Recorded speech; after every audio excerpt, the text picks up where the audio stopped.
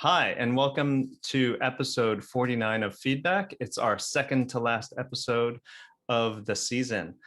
Today, we're going to be talking with composer Christopher Burns about his piece Close Quarters that he wrote for us back a decade ago in 2011. I believe we premiered it in 2012. And along with us is Chris Jones, professor at DePaul University. We actually all go back even a bit further than 2011 to the Bay Area days, where I think we were all involved in SF sound in various capacities and music making. So it's really nice to see you all here again and to talk about this piece. So with that, take it away, Chris. Thanks, Russell. It's great to see you, and great to see my friend Chris Burns. Chris, so I have a lead-off question. Maybe it's an obvious one, maybe it's not.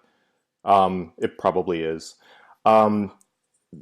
Working with so this is a piece for piano and percussion, and it's two pianists and two percussionists. These are instruments you've been thinking about for a very long time, so percussions and specifically vibraphone. You have a long history with these instruments. Let's start with percussion. How did percussion and specifically the vibraphone become such an important medium in your expressive and creative universe? That's not an obvious question at all. Thanks.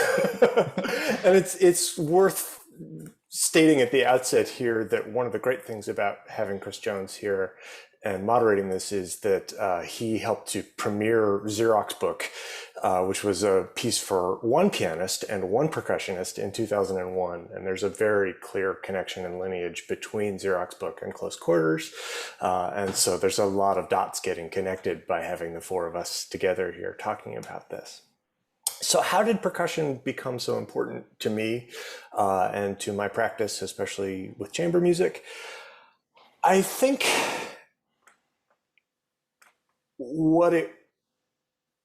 I didn't set out to become a percussion composer or to, I don't think I realized that I was particularly drawn to percussion early on. But what I got really interested in was the idea of trying to timbrally activate percussion and trying to gesturally activate percussion timbre, and to really get detailed with that idea. And where one can write for the vibraphone in a way where you're just thinking of it as a pitch and rhythm machine and only being concerned with kind of harmony and sort of taking timbre for granted. The sound of the vibraphone is the sound of the vibraphone. And for whatever reason, I got interested in trying to get inside that and saying, okay, how can I interfere with the sound of the vibraphone? How can I control? How can I manipulate? Maybe not entirely under my control, but creating situations and environments where the percussionist could then shape that vibraphone sound in different ways. And it actually started earlier than that with other instruments. I wrote a piece for snare drum and hi-hat and used that super limited set of resources as an excuse to really dig into what I could do with snare drum and hi-hat. And loved that experience, loved collaborating closely with percussionists, and then things expanded and swelled from there, and I found myself getting asked to write more percussion music, wanting to write more percussion music, wanting to collaborate with all the wonderful friendly percussionists out there, Russell Shirley included. And so that kind of led me down that path and kept me looking for new things to do with even instruments which became familiar, like the vibraphone or the hi-hat, if you like. Once someone writes interesting music for percussion, no matter what you might want, sometimes you become a percussion composer. It happens all the time. So sorry. I'm very happy to take up that burden. It's been a wonderful experience over these last 20 years, writing repeatedly and extensively for percussion. I don't think pianists will ever say that, but Well, what about the piano, Chris? So that's also an instrument that I from personal experience, know you have a long relationship with. And can you talk a little bit about, I guess, the specific problems that the piano presents for you? I mean, there are problems that it sort of presents for everybody. But you've really found your way into dealing with the instrument in some very distinctive ways. Tell us a little bit about that. Thank you. Yeah, I think I have a much more conflicted relationship with the piano in some ways. I am a very poor pianist. I did study briefly as a kid and, managed to just do enough to get through what I needed for college and for graduate school in terms of piano proficiencies.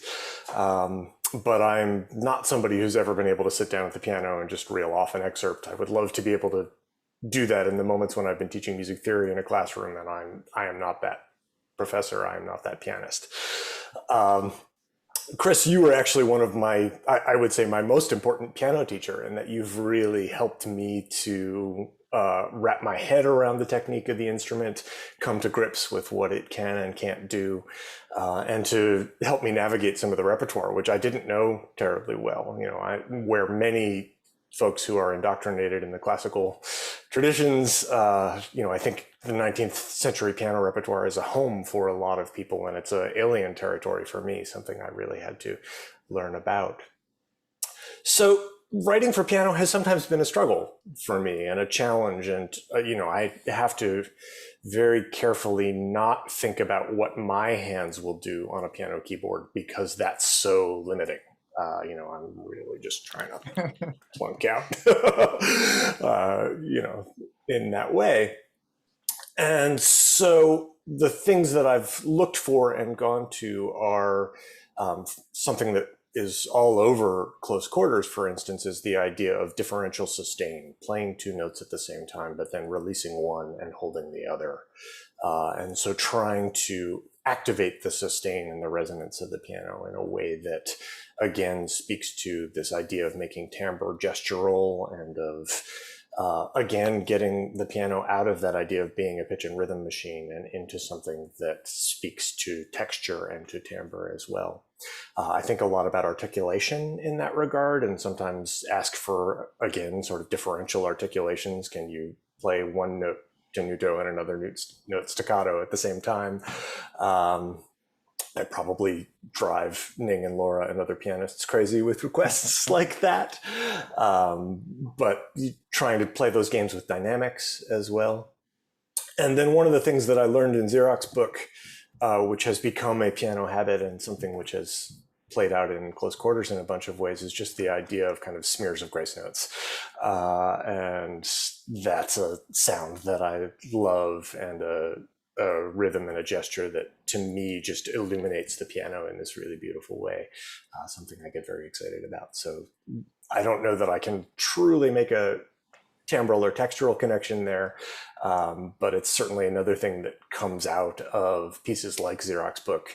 And Chris, you're coaching with how to write for piano, so I'm very grateful for that. Thanks, Chris.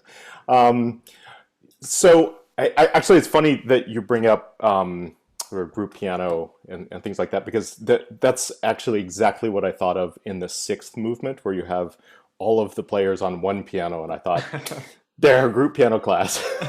it'd be perfect, especially the percussion parts. Yeah. I don't think I was thinking of that, but I'm sure I was. I have no doubt. I don't have a lot of experience with group piano class, if we're being honest. What I was thinking about, Chris, you and your partner Anne and Mark Applebaum performed a piece together that was composed by Mark that was for piano six hands. Yeah. And Mark was very into the idea that all three of you would sit on the same piano bench. And I saw that performance, and there's some lovely things about that piece, but there's also, Mark is interested in the deliberate awkwardness of these three people who don't really fit on this one bench. And so when I started thinking about the idea of more than the usual number of people playing on a single instrument, which was animating for close quarters, it was maybe the central idea of the piece, I definitely flashed back to that Mark Applebaum piece and that performance.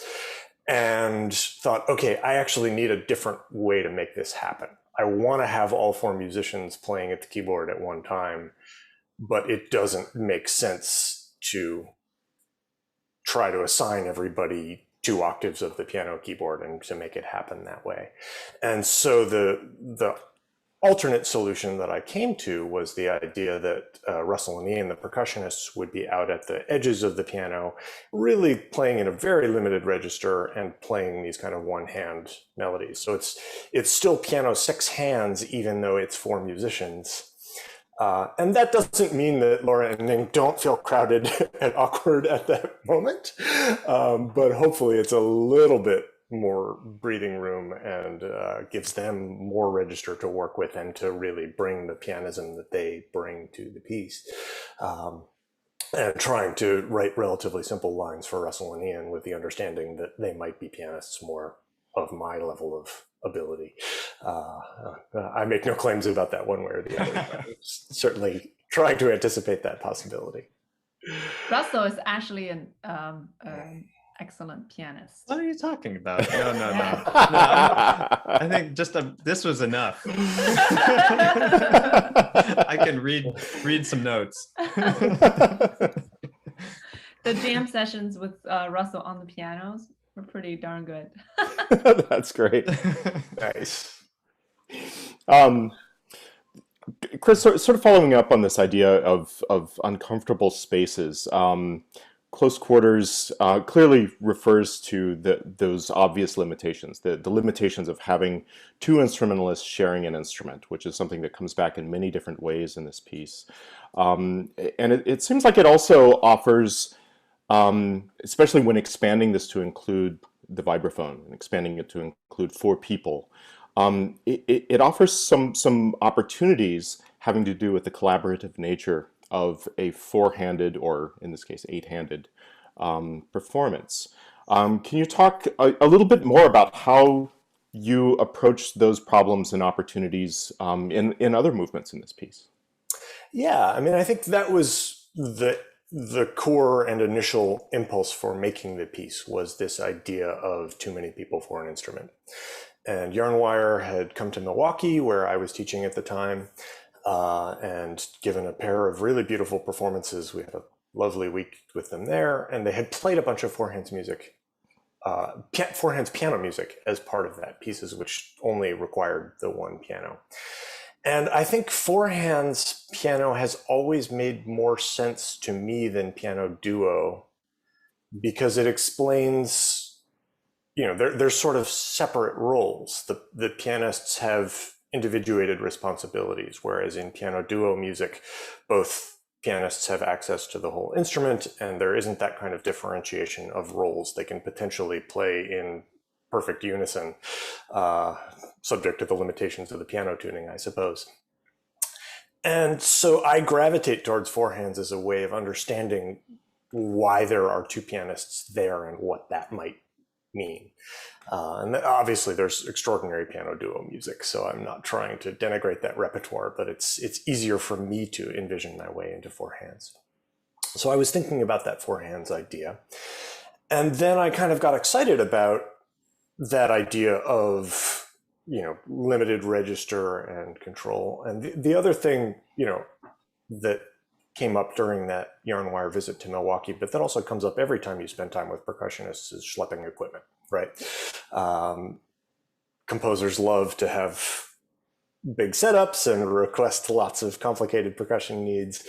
And as a friend of percussionists, I have often helped with that schlep. I have some incredible memories of, being out and driving rainstorms while carrying percussion equipment, the long way from wherever the gig was to wherever the vehicle is that we're loading into or out of, those kinds of things. And so I've always tried to emphasize really limited percussion setups, both as a way to get that kind of timbral concentration and really trying to maximize the use of any resource that I would ask for. But there's also this just super practical thing of like, hey, let's minimize the schlep. You know, if you want to hang out with the percussionists after the gig, the faster you can get the equipment packed up and put away, the sooner that everybody can spend some time together relaxing, right? So from that came the idea of, okay, well, what if there was just one piano and one vibraphone? And how could that play out? And then from there came the idea of, okay, well, what if the pianists were playing the vibraphone in certain movements? And what if the percussionists were playing the piano in certain movements? And, you know, I didn't want to set up a situation where I would be asking Laura and Ning to play the vibraphone while Russell and Ian were standing there watching, vice versa with the piano. But it did make sense to me to try to construct these scenarios where all four musicians would be invested in one instrument in some way. And so the six hands piano idea was an early idea for that. Another thing that jumped out at me was a bowed vibraphone piece where everybody could bow one pitch and we could have these 4-note chords. I suppose we could have tried for 6 or 8-note chords, but I thought we should keep the bowing technique relatively simple for folks who might not be so familiar with bows in their hands. And then another technique that I had used on the vibraphone was this idea of damping keys after they were struck. So you play a note, but then you can take away the sustain by touching the key with your fingertips. And again, if you set up a large chord and then remove a few notes from that chord, you can get some interesting sounds going on. And so then, okay, well, what if the pianists were just doing the damping while the percussionists were playing the notes, and how much more intricate and interesting might that become if we could make something like that happen? And then turning that idea around and trying to imagine, okay, what if the percussionists were manipulating the interior of the piano while the pianists were playing at the keyboard? We've all seen a pianist reach in to damp a harmonic or to, you know, do various other kinds of piano interior things. But again, how much more intricate could that be, and what possibilities arise if it's suddenly 4 hands inside the piano as well as 4 hands at the keyboard, and there isn't the need to go back and forth the way that pianists sometimes are asked to do. So my mindset is often to think in terms of combinations and to say, okay, how many, you know, what are all the possibilities for this if I want to have everybody at the vibraphone and I want to have everybody at the piano, and then I want to have some things where it's 2 at each and so on. What are all the possible combinations that I can construct? And then what are the scenarios that I can invent for that might lead to meaningful music? So it was very much a process of figuring out what all the combinations were and then figuring out how to turn those abstract ideas of how many musicians are standing at any given instrument into something that was a musical idea, and then realizing that.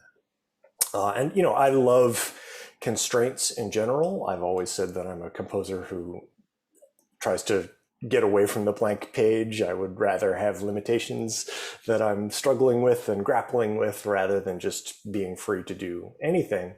And so this was a very natural set of constraints for me to start from and to work with. And it really helped to activate my imagination and get me writing this music. Yeah, it comes through so clearly just in the nature of the solutions that you come up with. Things that are sound-based and things that are physically based. I think that's one of the really striking things about the piece. So my next question is actually a question for all three of you. Maybe we'll come up with different answers. It's also a stupid question.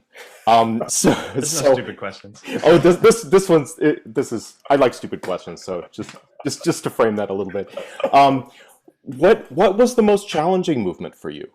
Now, Chris, this might be something that is composition based, or it might have to do with sort of the result and things that happen in performance. But what was it? What were the specific things that you found particularly challenging in this piece, or specific movements?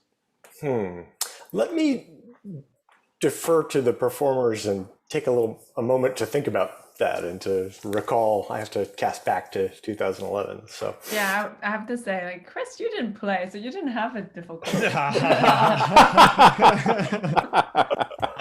I feel like that maybe not one specific movement, but actually playing 4 people on a vibraphone is pretty challenging. I remember there being like where do you put the music stands? That was like, I think that was one of the first big questions. Where do you put it? You know, like on piano, 4 hands, the music can still stay where it is. Even piano, 8 hands, music can still stay with where it is, and you put like a little thing there. But for the vibraphone, if you're gonna have like really, if there's 2 people on the playing side, you've maximized the instrument in a way, right? And so the other 2 kind of have to go on the other side, or angle themselves weird. And I remember trying to figure out where we were gonna be able to see our music and do that. That's really the thing that stands out. The piano playing, I think Ian he's not here to defend himself. Yeah. But so I'm sorry, but I think he had a little harder time with that.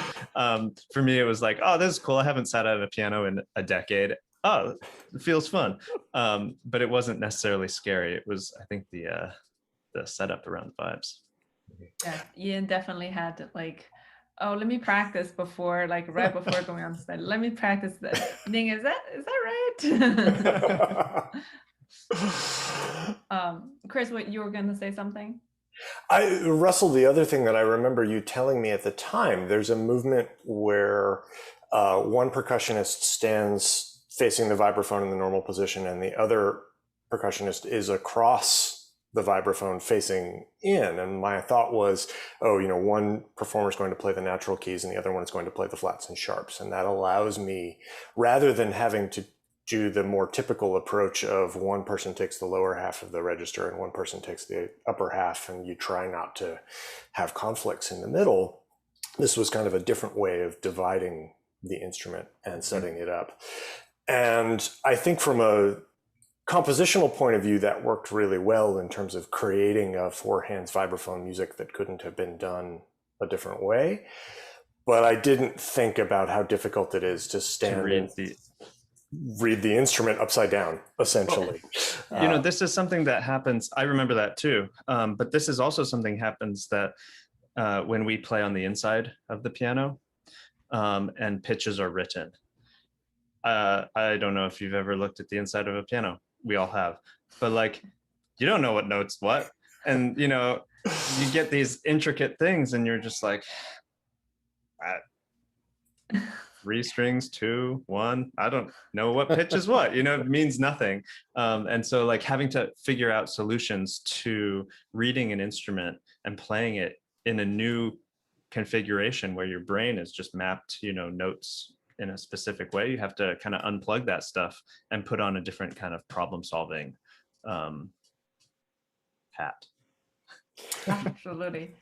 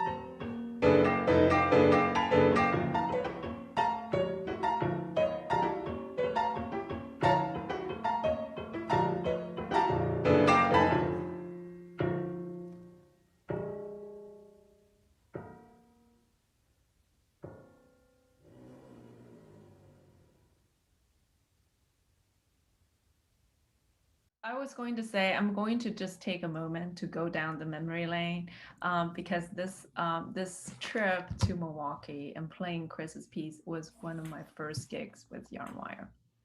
So I'm just going to say that the entire piece was hard for me.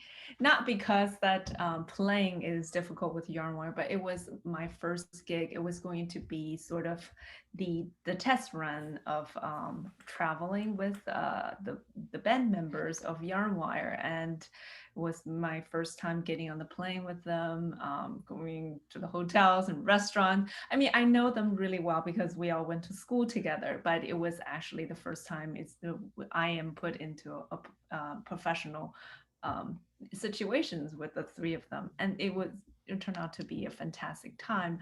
But I do remember that was my very first time playing on percussion instrument. I mean, one note here and there on a vibraphone, but not actually performing, for that movement. And I kept on thinking that I'm going to play a really wrong chord, like, my wrong note is not going to make the whole chord wrong. But also just the intricacy of the piano parts, I feel like many of the parts is very delicate and subtle, and then the changes in the color and how we manipulate the length of the notes. I remember that specifically having those conversations with Laura. It's like, okay, we got to cut off that note exactly at this just 1.5 beats and here and there, and then the pedaling, so everything was very specific, very needed a lot of care to treat the way we were playing.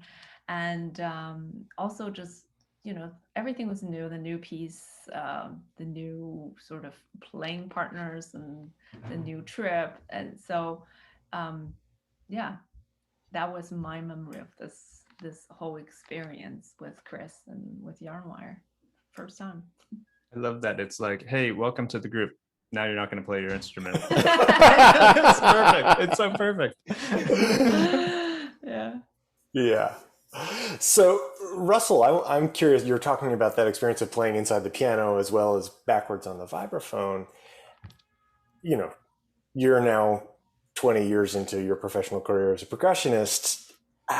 Do you feel like you have strategies for that now that you might not have earlier? Does that get any easier with time, or is it still something that every time you take on a new piece and those kinds of challenges appear, it's still the same degree of problem? No, I think it's the problems are still the same, but the approaches are well worn, and it's like really kind of rummaging through my toolkit of solutions for things. So like if someone asked me to do harmonics, like how intricate is that part? How am I going to mark it?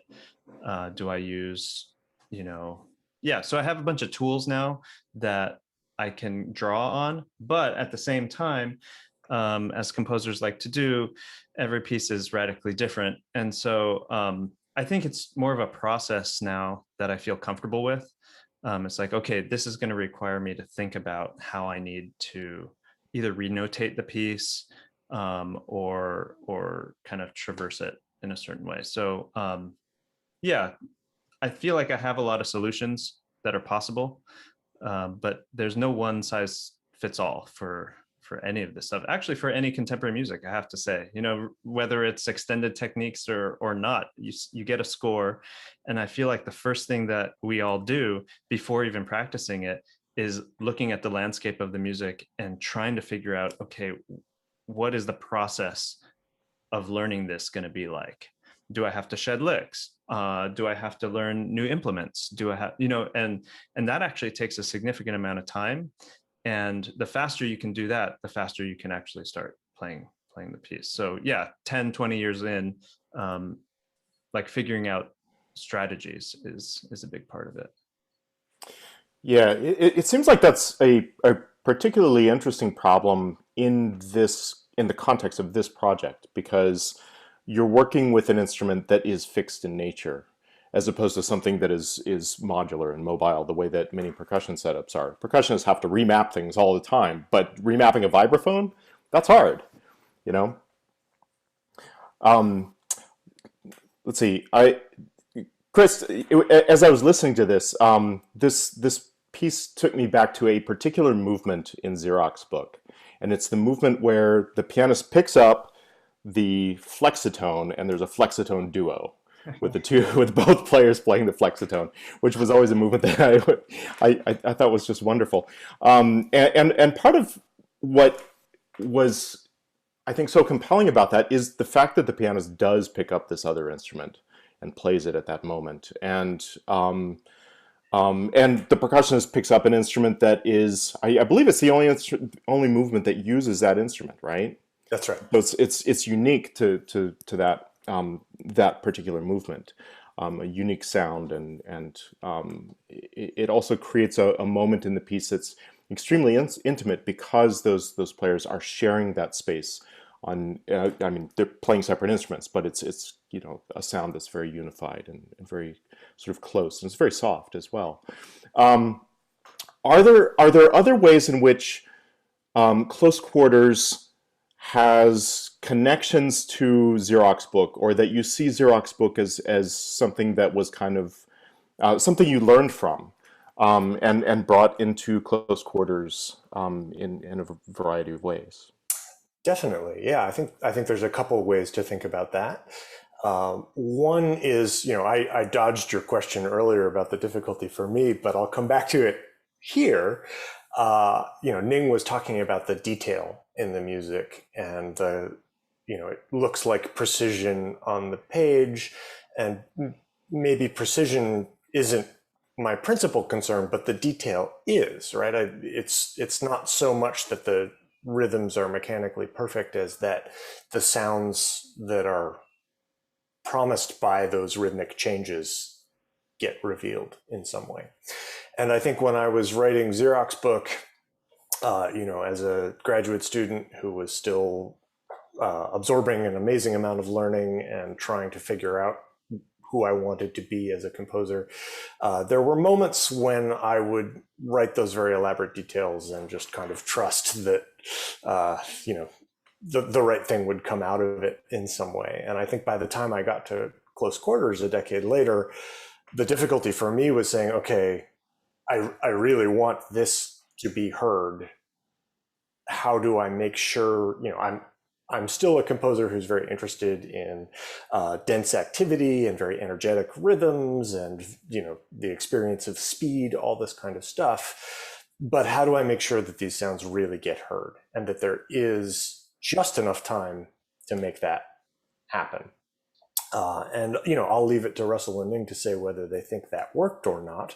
But that was the problem that I was wrestling with. How do I sculpt that density so it's just on the edge of too much, you know, in terms of the listener taking in all the things that are happening, but also that allows these sounds to speak and to be realized and to, you know, I want to promise the performer that while those details are finicky, they're also meaningful and they're worth executing. So I think that was in some ways the biggest challenge for me. And I'll grant that doesn't compare to having to walk on stage and execute it in the concert. But it was certainly something I spent a lot of time thinking about. And I was flipping through some old sketches for this piece, and the amount of revision in that is significant. There was a lot of, here's the first version of the idea. No, let's try a second refinement. No, here's the third take on it. Here's the fourth pass, you know, and sort of finally getting it into the position that it needed to be in. You know, Chris, this music looks a lot different than Xerox book. And I am very grateful to you for that. And what I mean by that is, for those of you who haven't seen both scores, and you know, maybe we'll bring up an image right now of Xerox book. The type of density that you're talking about, I remember seeing Xerox book and seeing all those tuplets and all that very dense writing. Really cool stuff. But I'm really thankful that wasn't that you had started exploring new ways of writing. And I think it was really effective, you know, with close quarters. I think it's not straight ahead, but like in comparison with Xerox Book, it was more about, being able to execute those things and hear those things, I think. And I think the way that you notated it, the way that it was written, it actually does lead the performer towards that. And that was 10 years ago for us. And like Ning said, that was like one of the first projects we had done as this new group. And so looking back, I think my experience is also mediated by all that newness and that like freshness. Learning how to play together as a chamber ensemble, was this piece was very challenging. Yes, and absolutely. I'm curious, yeah, right. And like I'm Very curious much so. how it would be different now, like 10 years on, to approach those things. It was also the first piece that had us play on each other's instruments. And since then, we have had other pieces where people have wanted us to play on the same vibraphone. Now we say no. And on piano, and now we say no. I'm just kidding. Most of the time we say no. I mean, like, I know that Laura's not here and I shouldn't speak on her behalf, but she does say, I just want to say in a very polite, very nice way, I just want to say we're not percussionists. And if you want this to be a really refined sound, we cannot have the technique or the evenness like Russell and Ian. That's how we say no. But this piece was not really that. I think like the 9 movement thing and being able to go between the different stuff was a really cool solution to making us play on each other's instruments, and you were conscious of those demands. But I am curious as a performer, like when you ask someone to play someone else's instrument, are you interested in like that visual difference, or the sonic difference? Because it's like this play between, not an amateur, obviously Ning and Laura are not amateurs, but you know what I'm saying, like a play between that professional practice and newness. Like, is that something? Yeah, I think in close quarters, I was mostly thinking in terms of the kind of visual theater of the 4 people clustered around the one instrument. And I was hoping that, by asking, for instance, Ning and Laura to damp the vibraphone, you're taking sound away rather than producing sound. And so without diminishing the challenges of that, I think from there isn't a lot to, mistakes are fairly well hidden, I would say, in that situation. And if the technique is a struggle, it's a struggle that's largely concealed from the audience in a way that I, made that a good solution, relatively speaking. The bowed vibraphone is maybe a little more difficult in that regard, but at least I could ensure that the parts that I gave to Laura and Ning were a little bit simpler, and that there were, just fewer notes that needed to be played, and, tried to manage that. There are other pieces I've done. In particular, I wrote a piece called Unlit Cigarettes, which was a John Cage homage. And in that piece, the idea was that at a certain point, half the ensemble would start interfering with what the other half was doing. And so you're sharing an instrument, but really what you're doing is sort of interfering with, if it's the saxophonist, and the drummer comes over and puts a snare drum in front of the bell and starts activating it that way, or even manipulating keys or various things like that. You have to be careful. If somebody has an instrument in their mouth, you don't want to, cause orthodontics, those kinds of things. So there are some limits and controls there, but in that case, it was very much, the theater of interference and of kind of really manipulating what could be done in a different way. You are kind of taking away some of the standard technique and the ability to produce beautiful tone and all the different things. I wouldn't do that in just any situation, but in this very specific Cage context, it made a lot of sense with all the other things that were going on in the piece. And that's a much more improvisation heavy piece, so the performers could really work out what worked for them and how those interferences made sense. So I think it's it's definitely a case by case thing, but it's also definitely something where context matters a ton, and it's not actually something that I do all that often. It's not that every piece I've written since Close Quarters involves lots of people huddled around a single oboe or something like that. Something to use with care and with a very specific idea, and Close Quarters was that specific idea. The other thing, Chris, if I can go back to your question about the relationship to Xerox Book, the other thing that I think is really worth calling out is that they're both pieces that are in 9 movements, and that there are these, short sequences of music in contrasting arrays. And that was absolutely, once I realized that there were enough combinations to make 9 movements in Close Quarters, that became a very obvious point of contact between the two pieces for me, and a way to kind of look back to that earlier piece for inspiration in different ways. Mm-hmm. And I think the thing that came out of that then, the other sort of obsession that I wanted to bring into this conversation is symmetry, and the kind of design of how those movements flow as a sequence, but then also how they kind of call back to each other in various ways. So the 9th movement is a kind of ghostly echo of the first movement. The second movement is a kind of presaging of something that's going to happen in movement 8. And then there's, the kind of middle movements are arranged around this sort of central vertex. And that game of figuring out how to create this very symmetrical design and something where movements were speaking to one another at the same time that then there's a flow from the beginning to the end of the piece that makes a kind of narrative or emotional sense. That was another thing that I spent a bunch of time on, and just, sort of rearranging sheets of paper and how does this work? What does it, how can I satisfy both the flow quality of it and the sort of more dialogic quality of it? That was a big part of the composition. And that comes straight out of the Xerox Book experience, for sure. Mm-hmm. So in creating a sense of flow throughout the whole piece, were there connections? So some of the connections that are very obvious are just who's playing what instruments, right? And some of those kinds of things. Were there also connections in terms of shared material among the movements? Definitely.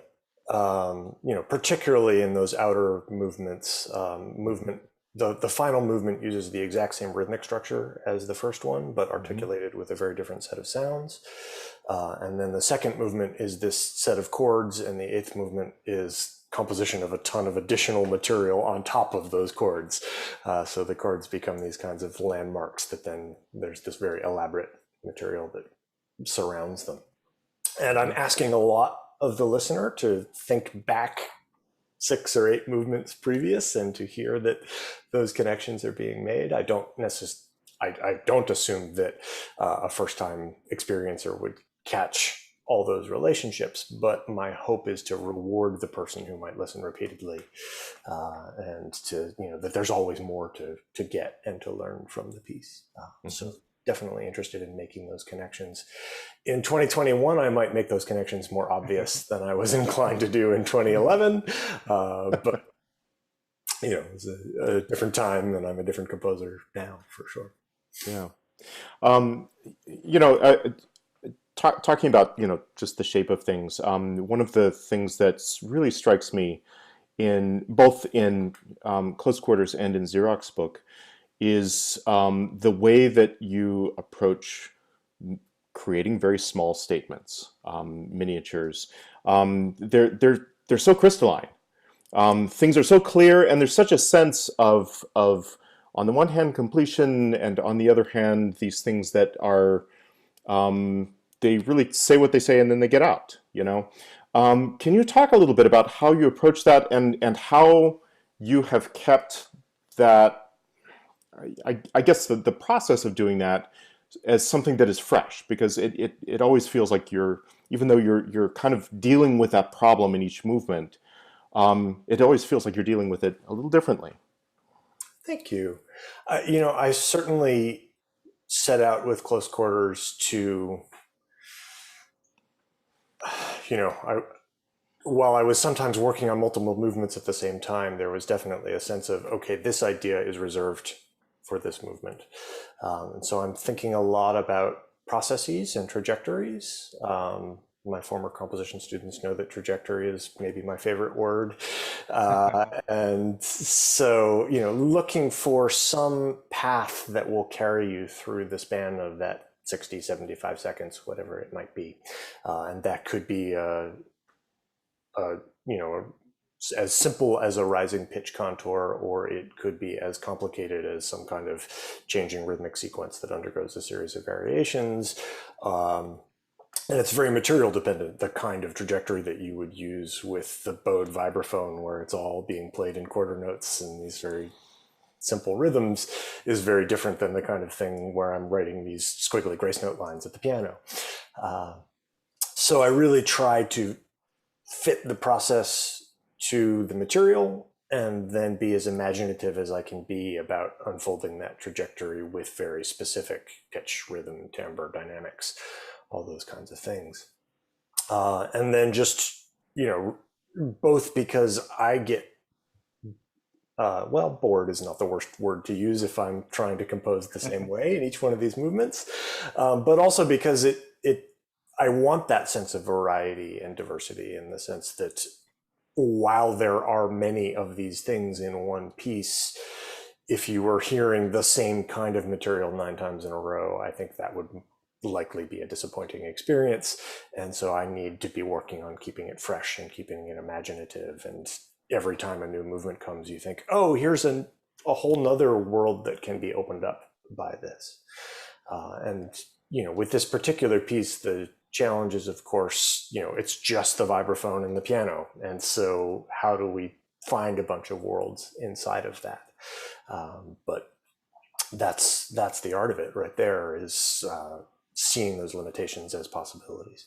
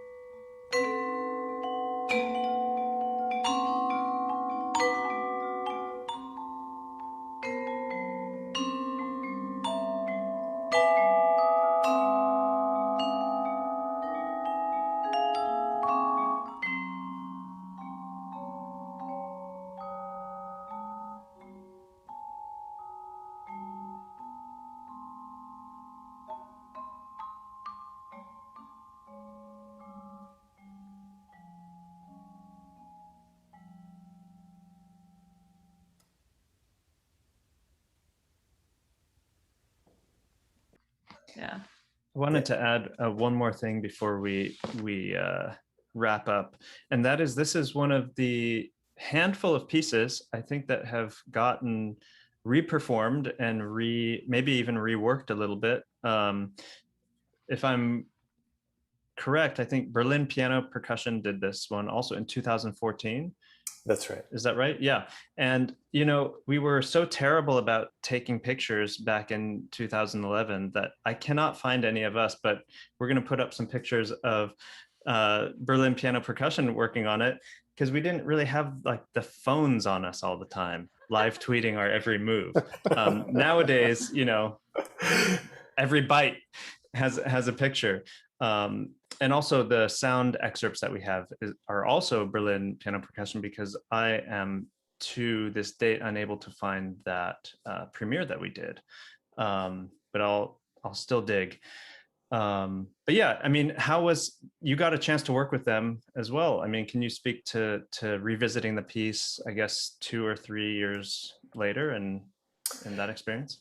Yeah, I mean, I think, the challenges that you were talking about, Ning, definitely came back and revealed themselves again, and had very similar conversations with both the pianists and the percussionists in terms of, okay, here are the technical difficulties and these are the things that we're wrestling with. In the same way that I'm incredibly grateful to you for rising to those challenges as beautifully as you did, they did likewise. They were very committed to making it happen.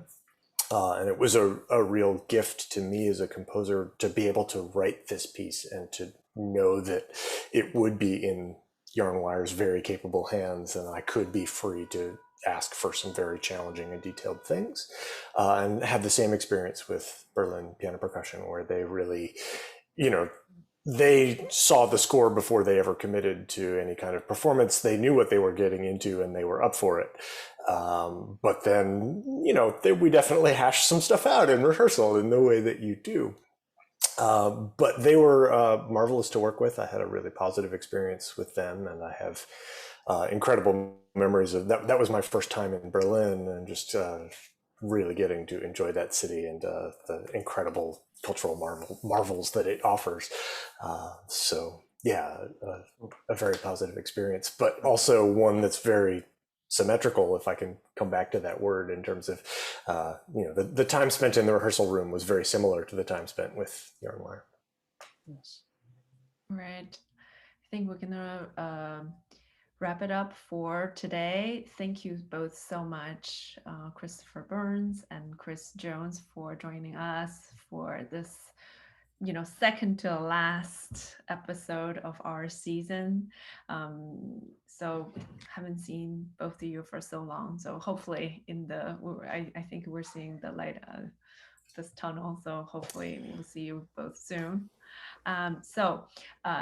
Please join us for June 10th, right, Russell? That's June right. 10th is will be our season finale with George Crumb, and also 3 very special guests, Gil Kalish, Jim Friedman, and also Ray DeRoche, to join us for a talk on George Crumb's monumental piece for 2 pianos, 2 percussionists, music for summer evening.